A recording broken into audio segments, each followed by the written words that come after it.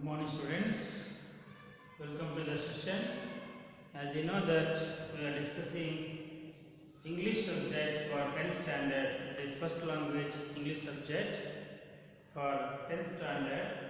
And whereas in our previous sessions we are discussing about the grammar part, and we have discussed figures of speech in the previous period, the types, and where we have studied the different kinds of figures of speech, children. So listen carefully. Today in this session we are going to discuss and study regarding some of the other figures of speech, that is personification and apostrophe, children. So be careful and listen to the explanation and write down whatever I have written on the board. So as you know that figures of speech is used for describing, as I said in the previous sessions, under that the first type is simile and the second one metaphor we have discussed in the previous sessions. And today's is the third session. That is the first session we have discussed regarding the types of the figures of speech, and also simile we have discussed in the first session. And in the second session we have discussed and known some examples regarding metaphor. And today the third and the fourth type of figures of speech let us learn. That is the third one, personification. That is, children. So third type of figure of speech is personification. So what it means then? Let's see. So personification is a type of figures of speech where non-persons, inanimate objects, and abstract notions. Listen carefully. Non-persons. That is, no individuals, no persons are there. Inanimate objects. That is abstract things, and also abstract notions are spoken as if having attributes of living beings. So animals are personified. So I think you have got the point. So simply in another way for you to understand easily, that is what is meant by personification. Here, as the name itself says, personification, a person, there is no living being, and those non-living things, that is non-persons, are inanimate objects which are not visible. Okay, and those are abstract notions. So all these things in simple manner, in a simple sentence, what it means that non-living things, non-living, what you call animals, that is inanimate objects, and abstract notions here is mentioned as said as they are having a life, attributing them as a living beings. That is, they are personified, though they don't have a life, we are giving them to life, and we are quoting, we are saying. So such a lines, such a notions, such a inanimate objects will come under the type of the figure of speech, that is of personification. So repeat once again, children. Simply, non-living things, the abstract notions, and inanimate objects are represented here as they are having that means attributing as they are of living beings. They are referred as a personification. I hope you have taken these lines and try to understand the concept. And the examples for this personification I have written here. So try to understand this. This is first one example. Necessity is the mother of invention. So necessity is the mother of invention here. The necessity, that is inanimate, that is abstract notion. So where it is represented and given as a life, that is mother of invention.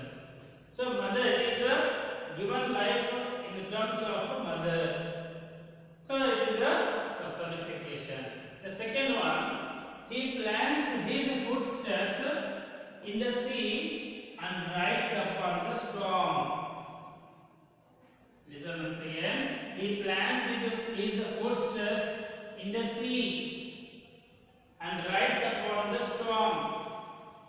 So here the storm, rides upon the storm here. That the concept is what we call abstract. And he plants his footsteps in the sea. Now it is possible, that is abstract things. So as it is given, riding, it is the living things, that is as it is giving a life for that sentence. Next third one, he hides a smiling face. Hides a smiling face. Okay. Next fourth one, I had no watch, and the clouds deceived me. So how can the clouds deceive? Here, the person who are having life, they can only deceive. Deceive means cheat. Okay. So here it is given clouds deceived me. It is clouds are given life. So it is a personification. Then next one, the kindness put me to shame. The kindness, once again the abstract notion. Next sixth one, truth sits upon the lips of the dying man. Listen children, truth sits upon the lips of the dying man. So how it is possible to sit by truth? These are all abstract and inanimate things. Okay, so it has given life, and such are called a personification. Next, seventh one, pride goes before a fall. Once again, it is of notions and also of inanimate objects. So you come to know when you read the lines and said to you identify the type of figures of speech. If the sentence is having non-person, inanimate objects and abstract notions, and those to them attributing them as a living beings, they are called they can be referred as a personification. So I hope you understood this concept, that is of type of figures of speech, personification. So next fourth one, apostrophe. So another type of figures of speech, apostrophe. So right then children, apostrophe is an exclamatory passage. Exclamatory passage addressed to a particular person or thing. Just like a passage it is given, that's an exclamatory passage. It is very important. Exclamatory passage. So some exclamation will be observed on those lines. So apostrophe is an exclamatory passage addressed to a particular person or thing. So here person may be frequently died or frequently dead or may be absent. Okay. Example. So here this will be referred as a passage, a stanza, or more than one line. So where it is going to be exclamatory one. Oh death! desert. Oh death, where is thy sting? In the lines only we are going to see that exclamation. And oh grave. So maybe you can get exclamation mark here. Okay. So oh grave, where is thy victory? O mighty Caesar, dost thou lie so low? So simply it is understood that exclamatory passage addressed to a particular person or thing, whether it may be present or absent, will be referred as a apostrophe. So write down this one. So in the next period,